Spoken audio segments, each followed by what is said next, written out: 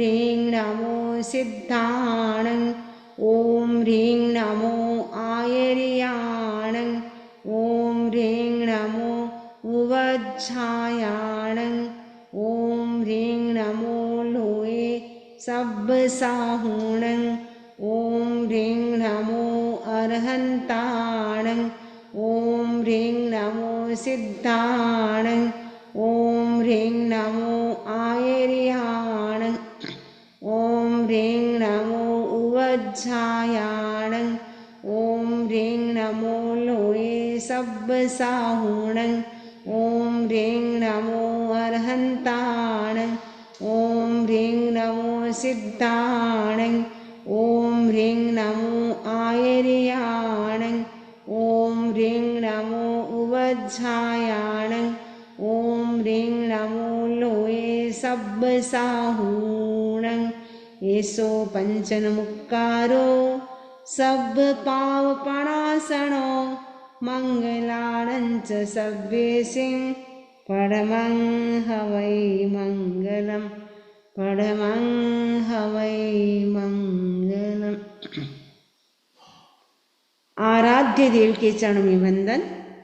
आदरणीय समनी जी, उपस्थित भाई तथा बहनों, उत्तराधान सूत्र का हमारा वाचन चल रहा है। इसके अंतर्गत 8 चैप्टर की चर्चा हमने कंप्लीट की। आज हम 9th नंबर का जो चैप्टर है वहाँ से प्रारंभ करेंगे। नवमम अध्ययनम यानी 9th नंबर का चैप्टर नमी प्रवज्जा। इस चैप्टर का संबंध नमी प्रवज्जा के साथ है। तो नमी कौन थे? प्रत्येक बुद्ध थे। 3 प्रकार के बुद्ध होते हैं। स्वयं बुद्ध होते हैं, दूसरे होते हैं प्रत्येक बुद्ध, तीसरे होते हैं बुद्ध बोधित। तो स्वयं बुद्ध का मतलब होता है जो स्वयं ही बोधि को प्राप्त करते, वो स्वयं बुद्ध कहलाते हैं। प्रत्येक बुद्ध का मतलब होता है किसी एक घटना को देख करके उनको वैराग्य होता है, बोधि की प्राप्ति होती है, वो होते हैं प्रत्येक बुद्ध। तो प्रत्येक बुद्ध कहा जाता है। इस अवसर पे काल में 45 प्रत्येक बुद्ध हुए। तो उनका डिटेल अगर आपको पढ़ना हो तो ऋषि भाषित ग्रंथ है, उसमें उनका डिटेल एक एक बुद्ध का यानी 45 प्रत्येक बुद्ध हैं। उनमें से जो नमी राजा है, नमी राजर्षि हैं, वो भी प्रत्येक बुद्ध हैं। इस अध्ययन में नमी राजर्षि की चर्चा की गई है। तो 45 प्रत्येक बुद्ध हुए हैं। उनमें से अरिष्ट नेमि के टाइम में 20 हुए, भगवान पार्श्वनाथ के समय 15 और भगवान महावीर स्वामी के टाइम 10 प्रत्येक बुद्ध हुए। ये नमी भी प्रत्येक बुद्ध हैं। ये मिथिला नगरी में रहने वाले थे। तो मिथिला नगरी में नमी 2 हुए थे। एक तो नमी तीर्थंकर हुए थे और ये नमी प्रत्येक बुद्ध हुए थे। तो प्रत्येक बुद्ध नमी की इसमें चर्चा है। चयूण देव लोगावो उवन्नो माणु सम्मी लोगम्मी उशंत मोहनिजो सरई पौराणियम जायम। चयूण देव लोगावो, ये जो नमी राजर्षि है वो कहाँ से आ रहे? चयूण माने च्युत हो करके। कहाँ से? देवलोगाओ, देवलोक से च्युत हो करके नमी राजा का जीव माणु सम्मी लोगम्मी उवन्नो, मनुष्य लोक में उवन्नो उत्पन्न होते हैं। वो संत मोहनिजो, उनका मोहनिजो मोहनीय कर्म था, वो कैसा था? वो संत उपशांत था। सरई पौराणिम जायम, पौराणिम का मतलब पूर्व जन्म की, क्योंकि हम आत्मा को अनादि काल की मानते हैं। अनंत काल की यात्रा आत्मा कर रहा है। अनंत काल में कितने कितने हमने जन्म मरण कर लिए, इसलिए आत्मा क्या है? पौराणी, पुरानी है। तो पौराणी पूर्व जन्म की क्या होती है? उनको चाय का मतलब जन्म, सरय का मतलब स्मृति होती है। किसको होती है? नमी राजर्षि को। नमी राजा का जो जीव था उनको पूर्व भव की स्मृति हो जाती है। पूर्व भव की स्मृति होती है तो पास्ट लाइफ में जो भी होते वो सब जान सकते हैं। तो आचारांग सूत्र की जो वृत्ति उसमें कहा गया है कि पास्ट लाइफ का नॉलेज संख्य भव का हो सकता है। और वर्तमान में जो प्रचलित धारणा है कि हम 9 भव को देख सकते हैं, लेकिन आचार्य सूत्र की जो वृत्ति है उसने बताया है कि संख्य भव तक हम पास्ट लाइफ को देख सकते हैं। उसमें जो संगी भव हमने किए हैं, संगी का मतलब होता है जिसके मन होता है, जो गर्भ से उत्पन्न हुआ होता है वो संगी होता है। तो संगी भव जितने भी हमने, संख्य भव तक हमने जितने भी किए हैं वो हम सब जान सकते हैं। तो जो श्रीमद् राजचंद्र थे उनको भी 900 पास्ट लाइफ उन्होंने देखी थी, 900 भोग का उनको नॉलेज हो गया था। तो संख्य भोग को भी देख सकता है जाति स्मृति ज्ञान से। जाति स्मृति ज्ञान एक प्रकार का मति ज्ञान का ही प्रकार है। तो जाति स्मृति ज्ञान किसको होता है? जिसका मोह शांत होता है उसको होता है। दूसरी बात बताएं कि जिसके जो अध्यवसाय यानी परिणाम शुद्ध होते हैं, लेस्या शुद्ध होती है, उनको जाति स्मृति ज्ञान हो सकता है। तीसरी बात बताई, जो जिसके जो जाति स्मृति ज्ञान के जो आवारक जो कर्म होते हैं वो यदि खत्म हो जाते हैं तो भी व्यक्ति को जाति स्मृति ज्ञान हो सकता है। और यह अपोह मार्गणा गवेषणा करता है उसको भी जाति स्मृति ज्ञान हो सकता है। तो यहाँ पे जो जाति स्मृति ज्ञान नमी राजर्षि को हुआ है, उनका मोह शांत था। मोह शांत होने के कारण उनको जाति स्मृति ज्ञान होता है। तो नमी राजर्षि को वैराग्य कैसे होता है उसके पीछे घटना है। नमी राजर्षि को कहा जाता है 6 मंथ तक उनके शरीर में दाह यानी जलन रहती है, भयंकर जलन।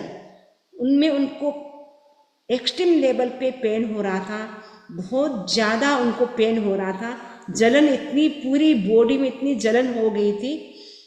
तो बहुत सारा ट्रीटमेंट कराते हैं। उनकी जो रानियाँ थी वो क्या करती है, चंदन जो होता है चंदन का लेप करती है, उसके लिए वो चंदन घिसती है। तो चंदन घिसती है, उनका ट्रीटमेंट करती हैं। एक दिन वो चंदन घिस रही थी तो उनके रानियों के हाथों में बहुत सारे कंगन पहने हुए थे, चूड़ी जो बोलते हैं, चूड़ियाँ पहनी हुई थी। तो जैसे घिस रही थी तो उसके साथ साथ चूड़ियों की भी आवाज़ आ रही थी। जब व्यक्ति बीमार होता है उसको कोई साउंड अच्छी नहीं लगती है, कोई आवाज़ अच्छी नहीं लगती है। तो उसी समय नमी राजा कहते हैं ये इतनी आवाज़ कहाँ से आ रही, क्यों आ रही है? अपने मंत्री से पूछा। मंत्री ने कहा कि आपके लिए चंदन तैयार किया जा रहा है, रानी चंदन घिस रही है इसलिए चूड़ियों की आवाज़ आ रही है। तो नमी राजा ने कहा कि चंदन घिसना बंद किया जाए, मुझे आवाज़ बिल्कुल भी अच्छी नहीं लग रही है, मेरी बेचैनी और बढ़ती जा रही है उससे। तो रानी समझदार थी। तो रानियों ने क्या किया, सारे जो चूड़ी थी, जो कंगन थे वो उतार दिए, लेकिन सुकन के एक कंगन रखा, क्योंकि जो सुहागन होती हैं वो बिल्कुल भी बिना कंगन नहीं रहते हैं, वो कंगन एक पहनते ही है। आजकल तो सुहागन नहीं सुहागन पता नहीं चलता, कोई कंगन पहनता है कोई नहीं पहनता है, लेकिन ऐसे एक पहले के ज़माने में ऐसा नियम था कि जो सुहागन होती है उनके हाथों में कंगन रहता ही है। तो रानी क्या करती है, एक एक कंगन को रखती है, शेष सारे कंगन उतार दिए। चंदन तो घिसा जा रहा है लेकिन आवाज़ थी वो बंद हो गई। तो नमी राजा अपने मंत्री से पूछते हैं क्या चंदन घिसना बंद हो गया? उन्होंने कहा चंदन तो घिसा जा रहा है। तो नमी राजा ने कहा आवाज़ क्यों नहीं आ रही चूड़ियों की? मंत्री ने कहा रानियों ने जितने भी कंगन थे वो सब निकाल दिए, केवल एक कंगन को रखा है, इसीलिए आवाज़ नहीं आ रही। जैसे ही बात सुनी नमी राजा ने कि दुख कहाँ होता है, दो मिलने से दुख होता है, अकेले में कोई दुख नहीं है, अकेली चूड़ी होने से कोई संघर्ष नहीं, कोई साउंड नहीं।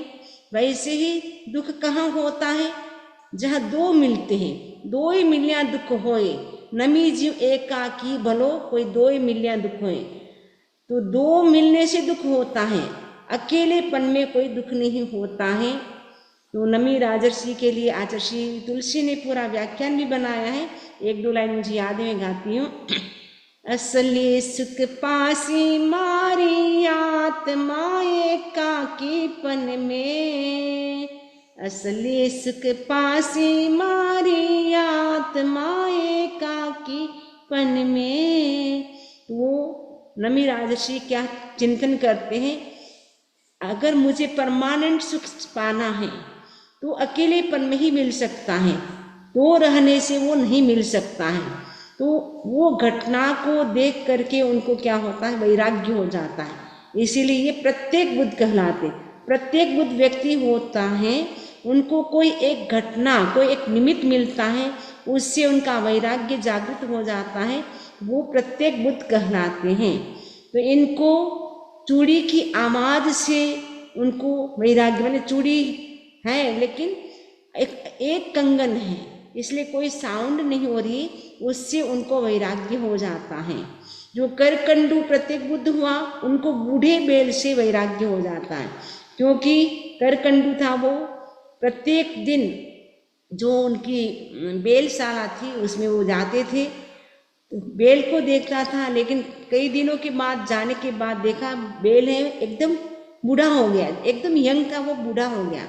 उसको देख करके उनके मन में वैराग्य हो जाता है कि शरीर कैसे एकदम यंग होता है, कैसे ओल्ड एज में चला जाता है, मुझे भी ऐसे ओल्ड होना पड़ेगा, उनको वैराग्य हो जाता है। तो ऐसे अलग अलग व्यक्तियों को अलग अलग घटना से वैराग्य हो जाता है। जैसे हनुमान थे, उनको जब सूर्य सनसेट हो रहा था, सूरज को डूबता हुआ देखा, उनको लगा अरे जैसे सनराइज होता है वैसे सनसेट भी होता है, वैसे जिसका जन्म होता है उसकी मृत्यु भी होगी। वो जैसे सूर्य को ढलते देख करके उनका मन वैराग्य से भर जाता है। तो एक एक घटना देख करके व्यक्ति का मन क्या हो जाता है, वैराग्य से भर जाता है, बोधि प्राप्ति हो जाती है। वो प्रत्येक बुद्ध कहलाते। घटना को देख करके जिसको वैराग्य होता है वो प्रत्येक बुद्ध कहलाता है। और एक होता है स्वयं बुद्ध, बुद्ध बोधित है। स्वयं बुद्ध तो स्वयं ही बोधि को प्राप्त करता है, इसमें किसी का भी निमित्त नहीं होता है, खुद ही जागृत हो जाती है उनकी आत्मा। जैसे 8वें अध्ययन में हमने पढ़ा, कपिल था, वो उनकी आत्मा अपने आप ही जागृत हो जाती है, कोई स्पेशल कोई घटना नहीं घटती है। तो ये उत्तरायण सूत्र में जो 3 प्रत्येक बुद्ध का भी वर्णन है, तो ये चैप्टर है प्रत्येक बुद्ध वाला, और 8वें अध्ययन में स्वयं बुद्ध का, और 18 नंबर का जब हम संजय वेलट्टी पढ़ेंगे उसमें वो बुद्ध बोधित उनका वर्णन मिलेगा। बुद्ध बोधित थे वो, संजय वेलट्टी जो संजय राजा था, बुद्ध बोधित। बुद्ध बोधित का मतलब होता है जिसने बोधि को प्राप्त कर लिया है। उन व्यक्तियों के द्वारा जो उपदेश मिलता है वो होता है बुद्ध बोधित, यानी जिसके पास बोधि है, जिसने बोधि को प्राप्त कर लिया है, उनके द्वारा यदि किसी ने उपदेश दिया, उनका उपदेश सुन करके जिसको वैराग्य होता है, बोधि की प्राप्ति होती है, वे व्यक्ति बुद्ध बोधित कहलाते हैं। तो संजय वेलट्टी थे, वो बुद्ध बोधित हैं। तो इस सूत्र में तीनों प्रकार के बुद्धों की चर्चा मिलती है।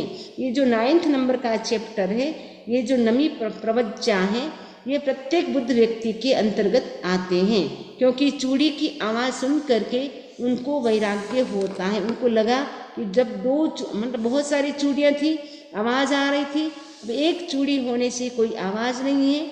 वैसे ही अकेलेपन में सुख है, जहाँ 2 मिलते हैं वहाँ दुख होता है। तो नमी राजर्षि को वैराग्य हो जाता है, नमी राजा को। और दीक्षा लेने के बाद जो भी राजा होते हैं उनको राजर्षि कहा जाता है। तो पहले राजा होते हैं, बाद में वो ऋषि बनते, एक प्रकार की दीक्षा लेते हैं तो ऋषि बन जाते हैं, इसलिए उनको नमी राजर्षि कहा जाता है। तो नमी राजर्षि एकदम अचानक ही उनको वैराग्य होता है और अचानक ही वो दीक्षा के लिए तैयार होते हैं। तो दीक्षा के लिए वो तैयार होते हैं, तब उनकी परीक्षा लेने के लिए इंद्र आएगा। इंद्र और नमी का ही इसमें वार्तालाप चलेगा। इससे पहले थोड़ा और बता रहे हैं जाति स्मृति ज्ञान का। जायम सरितु भयवम सह संबुद्धो अनुत्तरे धम्मे उत्तम ठवेतु रज्जे अविनिक्कमयी नमी राया। नमी राया यानी नमी राजा। नमी राजा क्या है? जायम सरितु भयवम। यह भयवम का मतलब है यहाँ भगवान नहीं है, यहाँ भगवान, ये भयवम जो होता है भग शब्द है।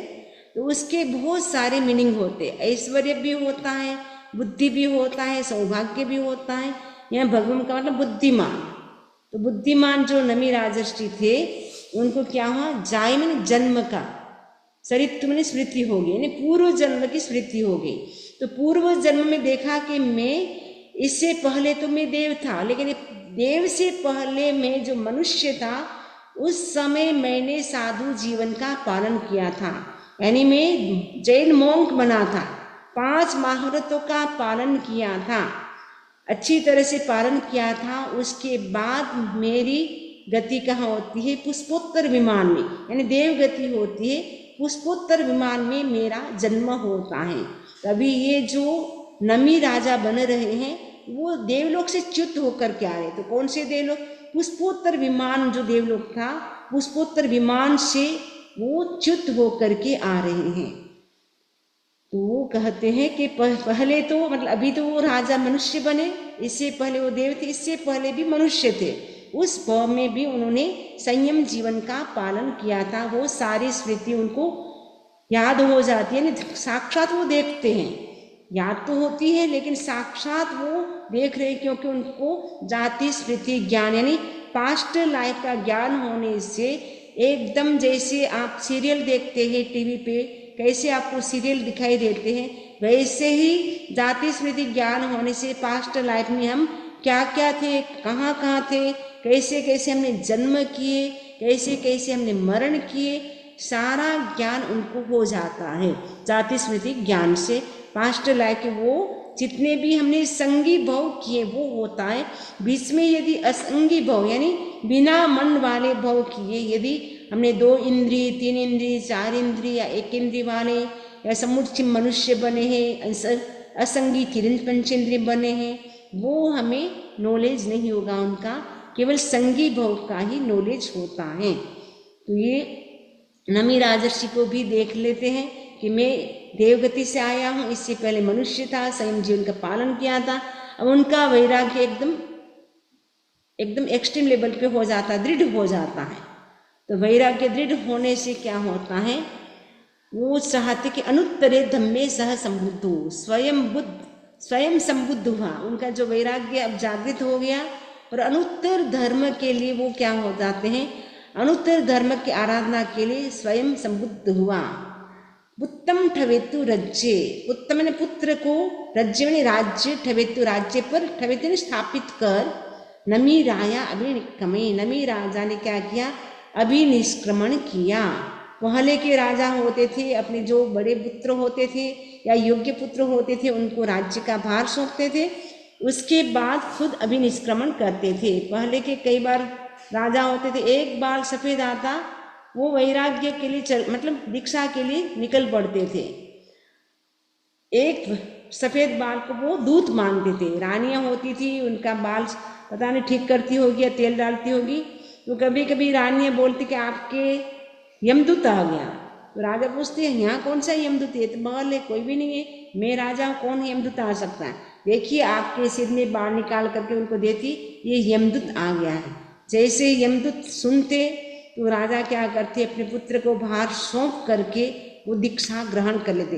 एक बाल सफ़ेद होने से भी वो दीक्षा लेने के लिए तैयार हो जाते थे। आजकल तो पूरा सिर हमारा वाइट हो जाए, सफ़ेद बाल हो जाए तो भी वैराग्य नहीं होता है, क्योंकि आजकल तो व्यक्ति क्या करते हैं, डाई कर लेते हैं, ब्लैक बाल कर लेते हैं, लेकिन वैराग्य नहीं होता है।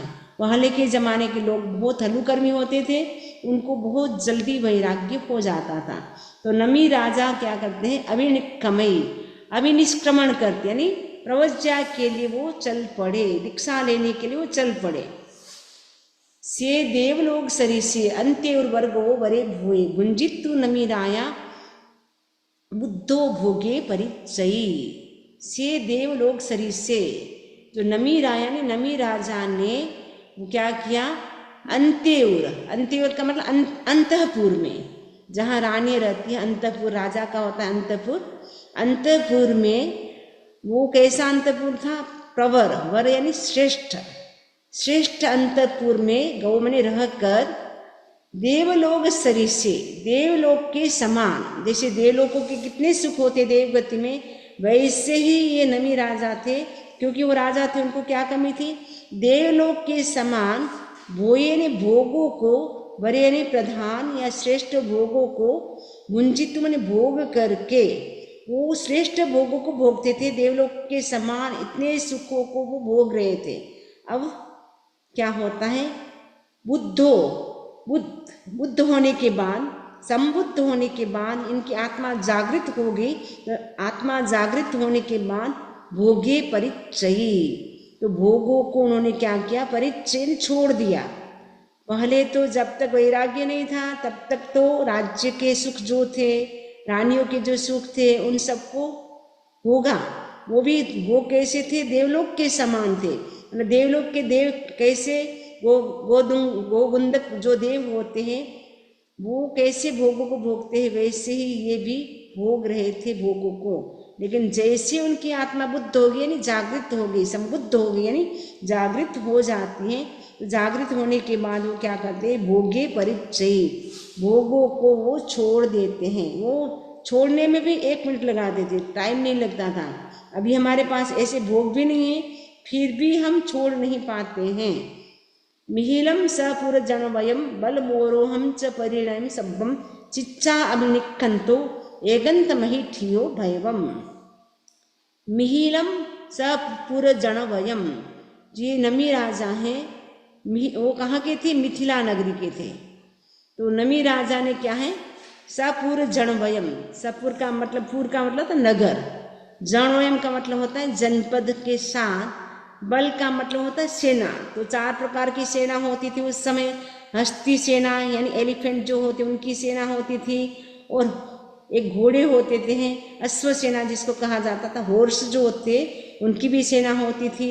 एक रथ सेना होती थी, एक पाद सेना, पदाति सेना यानी पाद सेना, पैरों से चलने वाली वो सेना होती थी। 4 प्रकार की चतुरंगी सेना होती थी राजा के पास, क्योंकि युद्ध करते थे वो लोग। जब युद्ध लड़ने के लिए जाते थे तो हाथी की सेना तैयार करते थे, घोड़े की सेना तैयार करते थे, और रथ की सेना, और पैरों से चलने वाले उनकी सेना तैयार करते थे। तो ये बल का मतलब है सेना।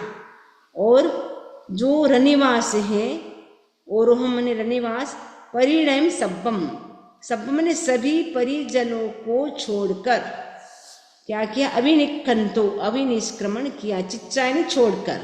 परियणम का मतलब है परिजन, परिजन का मतलब रिलेटिव्स, जो भी उनकी रानियां थी, जो भी पुत्र थे, जो भी उनके और भी रिलेटिव्स थे, सभी को छोड़ करके, चिच्चा मन छोड़ करके अभिनिखंतो, अभिनिष्क्रमण किया। अभिनिष्क्रमण किया का मतलब है अब घर से वो निकल गए, भिक्षा के लिए वो जा रहे हैं। एगंत मैठ्यो भैवम, और भगवान ने बुद्धिमान जो नमी राजर्षि थे, एगंत महिठियो, एकांतवास या एकत्व अधिष्ठित हो गए, एकांतवासी हो गए। तो यानी उन्होंने क्या किया? एकत्व की अनुप्रेक्षा की। एकत्व की अनुप्रेक्षा करने वाला भी एकांतवासी या एकत्व हो जाता है। और दूसरी बात है कि अकेला ही जंगल में रहता है, वो भी एकत्व अधिष्ठित हो जाता है। अकेला जंगल में रहता है, न अकेला ही साधना करता है, या अकेले एकत्वपन की भावना पाते हैं। तो नमी राजर्षि ने एकत्व भावना भाई कि सुख कहाँ है? अकेलेपन में सुख है, 2 में सुख नहीं है। जो 16 भावना आती है उसमें एकत्व भावना एक है। आप अकेला अवतरे मरे अकेला होय, यूं कभी जीव को साथी सगो न कोय।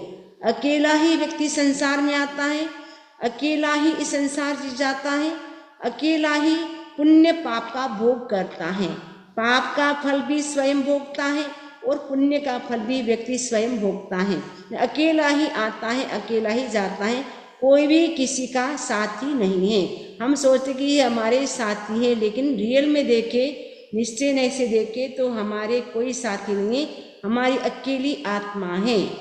तो वो सोचते हैं अकेलापन, मैं अकेला हूँ, मैं किसी का नहीं हूँ, कोई मेरा नहीं है। एकत्व भावना करने वाले क्या सोचते हैं? मैं किसी का नहीं हूँ और मेरा कोई नहीं है, मैं अकेला हूँ, अकेला ही जाने वाला हूँ। ज्ञान और दर्शन ही मेरे साथ रहने वाले हैं, बाकी सब तो यहीं रहने वाले हैं।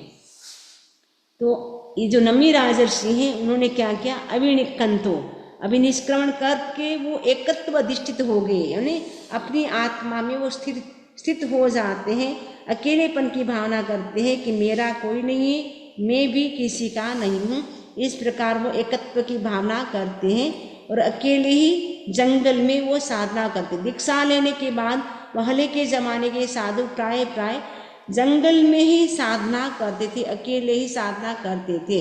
ये भी निकल पड़ते हैं घर से, दीक्षा ग्रहण करते हैं, उसके बाद वो निर्जन जंगल में एकत्व की भावना करते हैं, अकेले ही साधना करते हैं।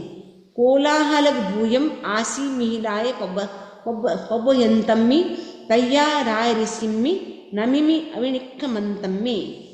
कोलाहल भूयम आसी मिहिलाय पबयंतम्मी राय ऋषिम्मी, मैंने राजर्षि नमी जब अविनिक्कमंती अभिनिष्क्रमण कर रहे थे।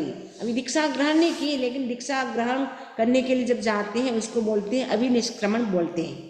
घर से प्रस्थान करते हैं वो अभिनिष्क्रमण कहलाता है। अभिनिष्क्रमण राय ऋषि ने नमिम्मी राय ऋषि, नमी राजर्षि अभिनिष्क्रमण कर रहे थे, मतलब प्रवर्जित हो रहे थे। उस समय क्या होता है, मिहिलाए मैंने मिथिला में क्या हो रहा था, कोलाहल भूयम, मिथिला में कोलाहल हो रहा था। जब राजर्षि नमी अभिनिष्क्रमण कर रहा था, प्रवर्जित हो रहा था, उस समय मिथिला में सब जगह कोलाहल जैसा होने लगा। कोलाहल जैसे क्यों होने लगा, क्योंकि नमी राजा थे, तो राजा होने से वो बहुत न्यायनिष्ठ नीति प्रिय राजा थे, अच्छा सभी का पालन पोषण कर रहे थे, इसीलिए सभी रो रहे थे। मतलब नमी राजर्षि जा रहे उसके लिए नहीं, लेकिन उनका अब स्वार्थ पूरा नहीं होगा, उनका जो प्रयोजन था, उनका सब कुछ, उनकी जो डिजायर्स थी वो पूरी की जाती थी राजा के द्वारा। अब उनको लगता है कि राजा जा रहा, अब हमारा कौन टेक केयर करेगा, अब हमारा कौन संभाल करेगा, कौन हमारा ध्यान रखेगा। तो लोग क्या करते हैं, अपने को लगता है हम उनके पीछे रो रहे, उनके पीछे नहीं, वो अपने स्वार्थ के लिए सभी लोग रो रहे थे। तो अभी सभी लोगों को इतना, मतलब रानियां भी रो रही थी, उनके जो पुत्र थे, बहुएं थी, जो भी बच्चे थे वो सब रो रहे थे। इवन जो मिथिला नगरी में रहने वाले लोग, जो प्रजा थी वो भी रो रही थी, जोर जोर से चिल्ला रहे थे। तो पूरा कोलाहल जैसा होने लगा। अबुठ्यम राय ऋषिम पवज्जाठान मुत्तमम सक्को महान रूपेण इमं वैण मब्बवी। अबुठ्यम राय ऋषिम पवज्जाठान मुत्तमम, मुत्तम माने उत्तमम, उत्तम, पवज्जा यानी प्रवज्जा स्थान के लिए। अब वो क्योंकि दीक्षा से बढ़कर कोई चीज नहीं है, तो संन्यास जीवन सबसे श्रेष्ठ माना जाता है, उससे बढ़कर कोई भी जीवन श्रेष्ठ नहीं होता है। तो मनुष्य भव की सार्थकता यही है कि इस लाइफ में प्रवज्जा ग्रहण करे। तो नमी राजर्षि क्या कर रहे, उत्तम प्रवज्जा स्थान के लिए अब क्या हो रहे, तैयार हो रहे। अब उठ्य में उद्यत हो गए, तैयार हो गए, रेडी हो गए। राय ऋषि में राजर्षि से सक्को मने इंद्र, महान रूपेण, महान यानी ब्राह्मण का रूप बना करके, सक्को यानी इंद्र ने राय ऋषि यानी नमी राजर्षि को इमं वैण मब्बवी, इस प्रकार का वैण यानी वचन, मब्बवी मने कहा। क्योंकि अब नमी राजर्षि दीक्षा के लिए जा रहे हैं, दीक्षा ले रहे हैं, तो स्वर्ग से इंद्र आता है, ब्राह्मण का वेश बदल करके वो उनकी परीक्षा करने के लिए आते हैं, परीक्षा करने के लिए आते हैं। और इंद्र अब नमी राजर्षि को क्या कह रहा है वो आगे आ रहा है। किन्नु भो अज मिहिलाए कोलाहलक संकुला सुबंती दारुणा सद्दा पासा ऐसु घेसिए। किन्नु भो का मतलब संबोधन है, ये राजर्षि अज मिहिलाए, अज मैंने आज, टुडे, मिहिलाए मैंने मिथिला के जो महल है, पासा ऐसे कहते प्रासाद यानी पैलेस, और गेज मैंने घरों में, महलों में और घरों में कोलाहल संकुला, मतलब क्या हो रहा है, कोलाहल से परिपूर्ण क्या है, दारुणा, दारुणा शब्द यानी शब्द, दारुणा में कर्कश, जो कानों को अच्छे ना लगे वैसे शब्द, श्रद्धा यानी शब्द, सुबंती मैंने सुनाई दे रहे हैं। वो कौन बोल रहे हैं? इंद्र बोल रहे हैं। किसको बोल रहे हैं? राजर्षि को बोल रहे हैं कि आज मिथिला के प्रासादों यानी पैलेस में और घरों में कोलाहल से, क्योंकि महलों में तो रानियां थी, उनके बच्चे थे, वो रो रहे थे, और घरों में जो मिथिला नगरी थे उनके जहाँ इतने सारे घर थे, घरों में भी कितने सारे लोग रो रहे थे। इतना कोलाहल, रोने का आवाज़, चिल्लाने का आवाज़, ऐसे मतलब मन को अच्छे न लगे, कानों को अच्छे न लगे वैसे कठोर शब्द उनको सुनाई दे रहे हैं। ए मट्टम निशामिता यु कारण चोयो तो नमी राय ऋषि देविंदम इन मब्बवी। अब इंद्र और नमी राजा का क्या वार्तालाप चलेगा, पूरे चैप्टर में ये चलेगा। इसमें बीच बीच में थोड़ा नया आएगा, लगभग ये आने वाला है। ए मट्टम निशामिता यु कारण चोयो तो नमी राय ऋषि देविंदम इन मब्बवी। नमी राजर्षि ने देविंदम ने इंद्र को इनम इस प्रकार मब्बवी ने कहा, क्या कहा? ए मट्ठम, अट्ठम ने अर्थ, ये अर्थ, ए का मतलब यह, अट्ठम ने अर्थ, निशामिता ने सुन करके, क्योंकि इंद्र ने कहा नहीं कि आज प्रासाद यानी पैलेस में, घरों में ऐसे कोलाहल जैसे शब्द और कठोर शब्द सुनाई दे रहे हैं, इसका क्या कारण है? रीजन बता रहे हैं नमी राजर्षि। नमी राय ऋषि देवेंद्रम इनम मब्बवी। नमी राजर्षि ने देवेंद्रम यानी देवेंद्र को इनम मब्बवी इस प्रकार कहा। ए मट्ठम, ये अर्थ सुनकर, निशामिता ने सुनकर, और हेयु कारण चोयो, हेयु का मतलब हेतु, कारण मतलब कारण, चोयो का मतलब प्रेरित होकर के, हेतु और कारण से प्रेरित होकर के नमी राजर्षि ने देवेंद्र को इस प्रकार कहा। क्या कह रहे हैं? आगे आ रहा है। मिहिलाए चे बच्चे स्वेच्छाए मनोरमे पत्त पुष्प फलो वे बहुनम बहुगुणे सया। मिहिलाए चे बच्चे, मिहिलाए का मतलब मिथिला में, चे मैंने चैत्य वृक्ष था, स्वेच्छाए मनोरमे, वो क्या देता था? शीतल छाया वाला था, वो ठंडी ठंडी सबको छाया देता था। और मनोरम यानी, मनोरम यानी बहुत ब्यूटीफुल था, बहुत सुंदर था। पत्र यानी पत्र, पुष्प यानी पुष्प यानी फ्लावर्स, और फलों वे, और फलों से वो क्या हुआ था? लदा हुआ था, यानी पूरा वो भरा हुआ था फलों से। और बहुणम बहुगुणे सया, बहुत पक्षियों के लिए वो क्या था? हमेशा के लिए, सया माने हमेशा के लिए उपकारी था, क्योंकि वो फलों से पूरा भरा हुआ था, ट्री था वो। तो फल होने से जहाँ वहाँ पक्षी आते थे, क्योंकि पक्षी प्राय प्राय शाम के टाइम जो अपना नीड होता है, घोंसला होता है, वहाँ आ जाते हैं। तो वो पक्षी काफ़ी उस वृक्ष पे रहते थे, तो सारे पक्षियों को अच्छा लगता था, क्योंकि वहाँ फल खाने के लिए मिल जाता था, ठंडी छाया भी मिलती थी। रात रात को रहते थे, सुबह वापस अपने स्थान पर वो चले जाते थे। तो वृक्षों होने से पक्षी बहुत हैप्पी थे, बहुत खुश थे, क्योंकि उनको फल भी मिल रहे थे और छाया भी मिल रही थी। वो वृक्ष अब क्या हो गया? खत्म हो गया। वृक्ष खत्म होने से जो पक्षियों का जो आश्रय था वो अब छूट गया, इसलिए पक्षी भी क्या करते हैं? एकदम आवाज करते हैं। वैसे ही इसमें ये उपमा ट्री के साथ, वो ट्री के समान कौन है? ये नमी राजर्षि है।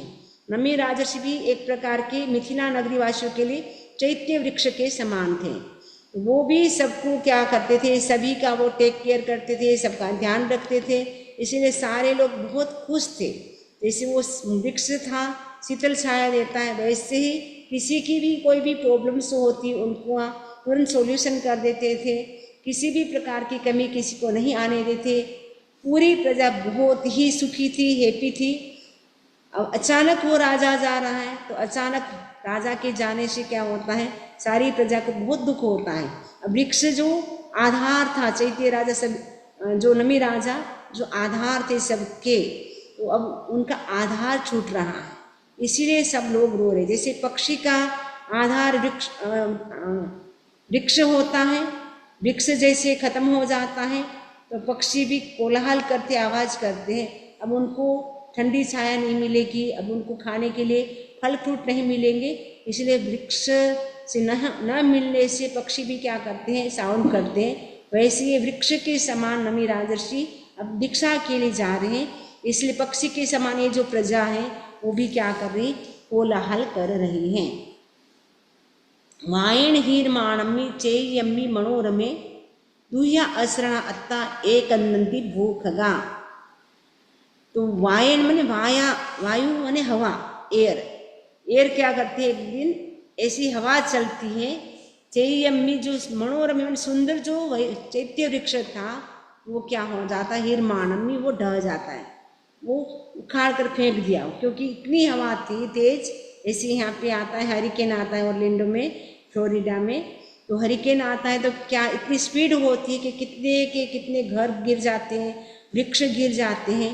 वैसे ही नमी राजा कहते हैं कि एकदम जोरदार हवा चलती है, जिसके कारण वृक्ष था, जो चैत्य वृक्ष था वो क्या है, जो सुंदर था उसको हवा ने क्या कर दिया, उसको फेंक दिया, उखाड़ करके फेंक दिया। हिरमाणम में दूह्या असरणार्था, इससे क्या हो गया, दुखी हो गए, असरण असहाय हो गए, अब हेल्पलेस हो गए, इसलिए अत्ता में अत्राण हो गए, अब उनको कोई प्रोटेक्ट करने वाला नहीं रहा। एक अंदंती भूखगा, इसलिए ये जो पक्षी हैं वो रो रहे हैं। तो वो अपने आप को मतलब प्रजा को तो पक्षी के समान बता रहे हैं, उसके साथ कंपेयर किया है, और वृक्ष के समान राजा स्वयं है। तो जैसे हवा चलती है और वृक्ष गिर जाता है, और जो भी आश्रय देने वाला वृक्ष था वो अब नहीं रहा, तो जिसके कारण सारे पक्षी दुखी हो जाते हैं, असरण और पीड़ित होकर के आक्रंदन कर रहे हैं। ए मट्टम निशामिता हिव कांड चोयो तो नमिम रायसिम देविंदो इन मग्बवी। नमी राजर्षि देवेंद्र को इस प्रकार कहते हैं, ए मट्टम, इस अर्थ को निशामिता सुन करके, हेतु और कारण से प्रेरित हो करके, तो मैंने देवेंद्र ने नमी राजर्षि से इस प्रकार कहा, क्योंकि पहले देवेंद्र बोलेंगे, फिर नमी राजा बोलेंगे, फिर नमी राजा बोलेंगे, फिर देवेंद्र बोलेंगे, ऐसे ये कंटिन्यू चलता रहेगा। एस अज्ञीय वायुय एम डज्जी मंदिरम भैवम अंतेरम तेरम कृष्णम नाव पेक्षी। ये एस अग्नि, अग्नि का मतलब अग्नि, ये वायु माने वायु, एयर, ये अग्नि है और ये वायु है। एयम डज्जी मंदिरम, डज्ज माने जल रहा है, मंदिर माने मंदिर जल रहा है, डज्जे का मतलब होता है जलना। भैवम अंत्यरुम तीणम, भगवान अंत्यरुम तीणम, आप अपने रण्यवास की ओर क्यों नहीं देखते हैं। अंत्यपुर का मतलब होता है, अंत्यपुर का मतलब होता है, अंतपुर का मतलब रण्यवास, जहाँ रानियां रहती हैं। कीषणम माने क्यों, न पेक्षी, क्यों नहीं देखते हैं, मतलब यह आपका मंदिर जो है, आपका पैलेस है, राजमहल है, वो जल रहा है, इसलिए वो अंतपुर में जो भी रानी है वो सब कोलाहल कर रही है, आप उसको क्यों नहीं देखते हैं। ए मट्टम निशामिता हु कारण चोयोत ओ नमी रायसी देविंदम मग्बवी। नमी राजर्षि देवेंद्र को इस प्रकार कहते हैं, क्या कहते हैं, ए मट्टम निशामिता, ये अर्थ सुन करके कि आपका जो मंदिर है पहले से वो जल रहा है, आप क्यों नहीं देखते हैं। ये सुन करके नमी राजा कहते हैं, देवेंद्र को क्या कहते हैं आगे, तो अब क्या कहेंगे इसकी चर्चा हम आगे सुनेंगे। ओम।